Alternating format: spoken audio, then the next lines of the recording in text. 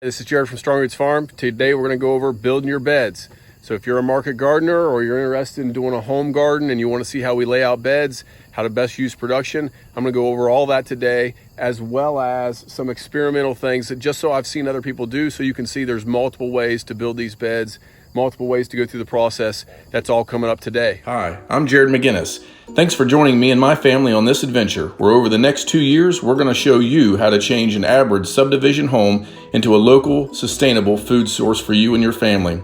From market gardening to orchards, greenhouses, and water catchment systems, it's all right here on Strong Roots Farm. All right, so I've hauled in some mulch, compost. I found some that's kind of a mix. It's something that you can put around flower beds, but it's made for trees, it's walkways, good things like that. It's good for your garden, but it's not very hot. It doesn't have a lot of nitrogen in it. It's not mushroom compost or whatever. So what happened was my typical supplier of compost stopped carrying it, and they have it at one of their other facilities, but that's about an hour away from me. Can't go get it. So I'm gonna put this stuff down as my base. You can use home compost, whatever you get, or home compost, mulch, whatever you've got as your base.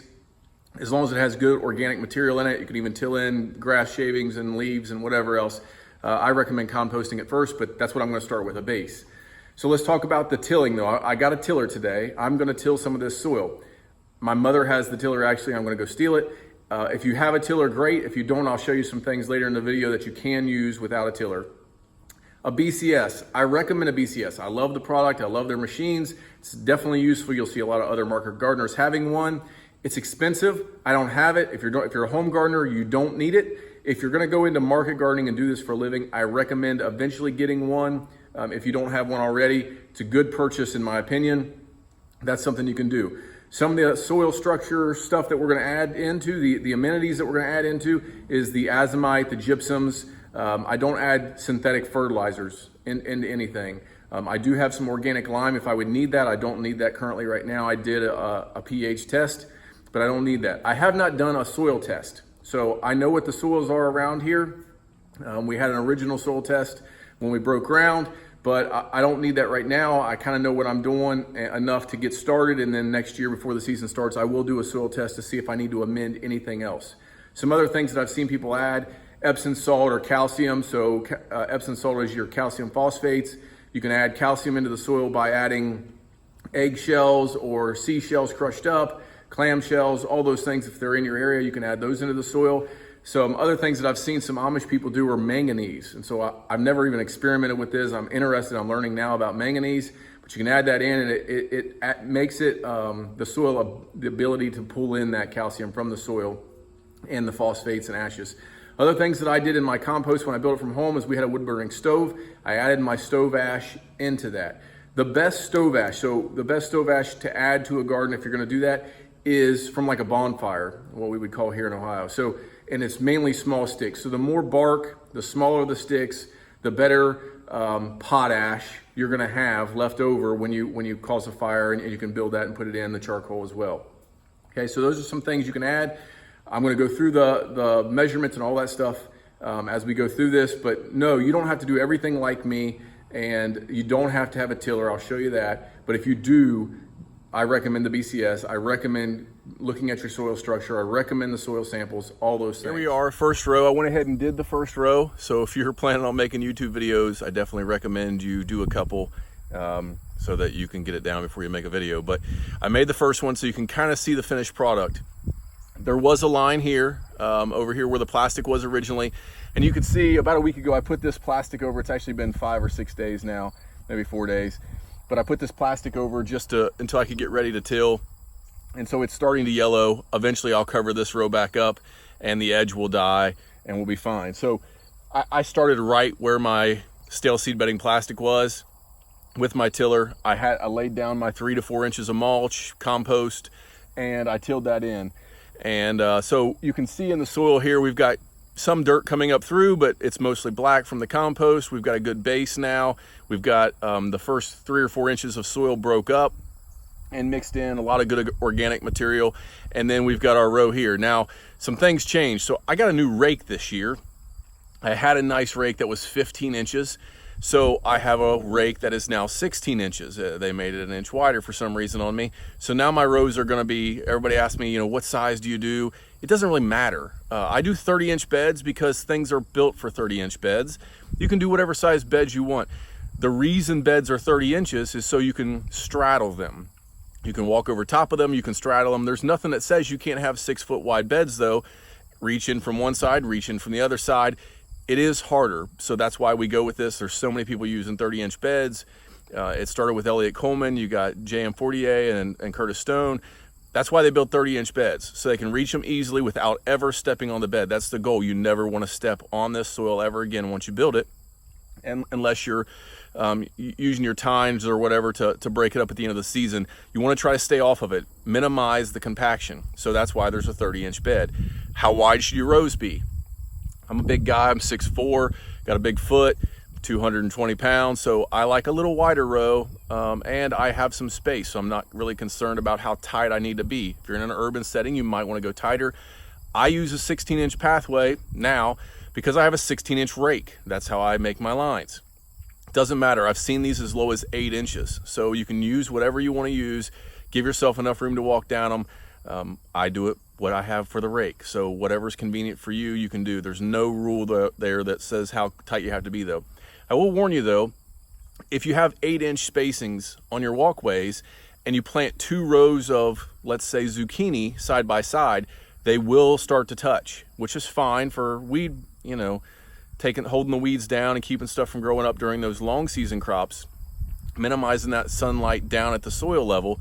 But it's bad in the sense that you don't have a whole lot of place to walk. You're going to damage stuff. You're going to be moving stuff. I like to have the space, so I'm using 16-inch walkways. I want to talk about soil for a second. So I've mentioned some of the amenities, the gypsum, the azomites, the whatever else you put in, the compost you put in. I want to talk to you about soil structure though. So this is kind of important because not everybody's here from Ohio. Not everybody has, I have about 12 inches of topsoil. This used to be a farm 50 years ago, and it was, old school farming, mobile farming. You can dig up soil here. When I dug up the water line and dug 6 foot deep, I could smell, remnants of what used to be a farm. The soil is really good here at this place. It hasn't been a farm for 50 or 60 years. This has only been pastured or grasses, and they've bush hogged it on these lots in this urban setting. Okay, this lake that I live on was built 50, 60 years ago, whatever it was, and it's only been home lots. These lots have been vacant this whole time. Somebody owned them so they could go boating on the lake, but there's never been a home built here. There's never been any tillage. There's never been any damage. There's never been any chemicals sprayed. All beneficial to me, which is one reason why there's so much topsoil here. You're not going to find this everywhere. So if you get into a situation, I've seen some of these market gardeners where they have a really clay soil, you get that Alabama soil and you get the North Carolina clays and you get into different areas. What are some of the things you can do? So let's talk about soils. There's 3 main parts or components of soil. So you have the largest, which is sand. If you get a sandy soil, sand, you think of how small a piece of sand, 1 grain of sand is, that's actually the largest particle of soil. The next one down in size is what we would call a loam. You can test a loam by soil structure. If you put the soil in your hand, spray it with a spray bottle, get it wet, and you start to squeeze it through your fingers, and it'll make a ribbon that comes out. If it goes longer than an inch, typically as you can make a ribbon before it breaks, that's considered a loam soil. If it goes really long, you'll get into a clay soil. So loam soil is kind of the best to have. It's a good mixture of sand and clay and soil structure, but it's in the middle there. It's the loam, what most people would consider topsoil is loam. And then the smallest particle, which is clay, which when I first learned this stuff back in high school, made no sense to me. Well, how clay comes in these huge chunks. What it is the particles of soil are so small that they compact together, making big clods of clay. If you've ever dug anything deeper than 2 feet, you found some clay. I'm sure it's annoying. It doesn't grow things well. It doesn't allow soil to seep or water to seep through the soil very well. It's tight. It's slimy when it gets wet. That's clay. We all have seen that. So if you have a really clay soil, something I did, I caught a lot of heat from it, but something I did was I added sand to my soil. Now this doesn't work like this in the fact that if you have sand at this end of the progression and clay at this end with loam in the middle, if you mix sand and clay together, you get loam. That's not how this works. They're 2 or 3 separate soil structures.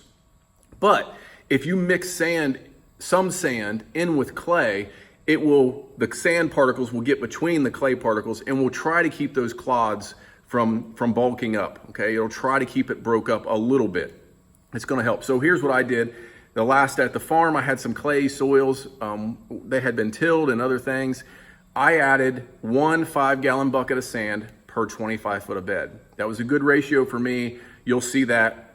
And I tilled that in. It helped to keep the soil broke up. Now, other things in the soil. So you have the microbiology, of course. You're not gonna be able to see that stuff, mycorrhizal and all the different things that are going on. All that stuff happens with life that you've added into the soil. Earthworms, all the bugs, all the things you're gonna see in the soil. Also, you have besides the microbiology is the stuff that the microbiology are eating. That's usually what we call organic matter. So that can be anything from a mulch, from roots that have died off. All the organic stuff that's living or dying within the soil is organic matter. That's what your microbiology and worms and things like that eat. So the more organic matter you add into the soil means that the more carbon that was put into that soil. So that's good. It's carbon sequestration. So there's carbon in our air. It's pollution or harmful things, that carbon that's released.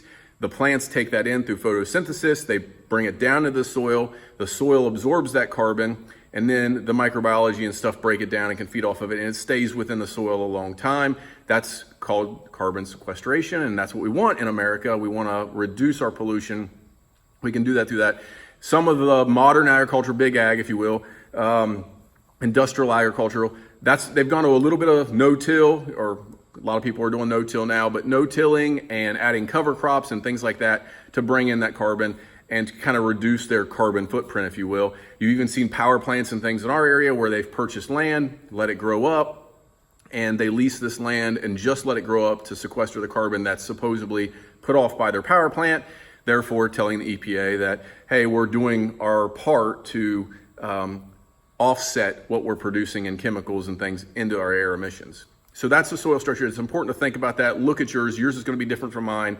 Think about that ahead of time. Do I need to add more organic matter? Do I need to add some sand? Do I need to add a lot of compost or just a little bit of compost depending on your soil structure? Okay, so here's what I've done. I've started with my first point down here at the corner. I've measured over my 46 inches, which is my 30-inch bed plus my 16-inch walkway, because that's the size of my rake. I've put my string down through the second bed. I've tilled this bed and I ran my rake right along this string as I come down, pulling the dirt over to this original bed. Gives me the perfect walkway that I need, and it ensures that this is 30 inches. Now, I've seen a lot of guys put double stakes in. Your walkways and your beds will move over time. The more you till, the more you move, the more you plant and pull out and harvest and flip beds, they will move. So I've seen guys put stakes in and leave them. I like that. Those stakes kind of get in my way though, so I've taken them out and I'll just measure each year, or I'll kind of keep an eye on it. I haven't had a huge issue with this because this is the last time I will touch this with a tiller. I don't use this, okay? So I'm just gonna put one stake in. I'll get this bed tilled in, and then I'll move my stake to my next bed, the third bed over here, and then I'll make my walkway for the second and pull the soil back onto the second bed here. That'll ensure that my bed is right. Plus I also have my rake that's got 30-inch marks on it, and I'll go down through and make sure that I'm good and get it squared away. I've tilled, I moved my stake from this bed to this bed, ran my line down through. My line is all jagged now. I'm gonna take my rake and make that edge straight on this one.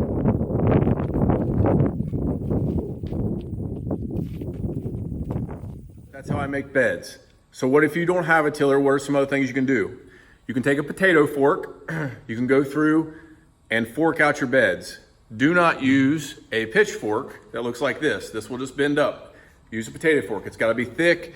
The other thing, they have these tine forks that you can use and turn. You're not going to turn the soil though. You're going to pry back and pull out. Put down, pry back, pull out. Okay? Do not turn the soil over. You can do that all the way down through, throw your baseline on it, go from there. You can just put your baseline down and be done. Put your compost on top of it, seed away. The other thing you can do is cardboard or paper or newspaper. Put that down first. Put your base on top of it. Put your compost on top of that. Go to town. Wet the cardboard or the paper down though before you put the base on top of it. That's what I recommend. Thanks for watching. Hope this helps you. This is how I make my beds. Subscribe and keep watching.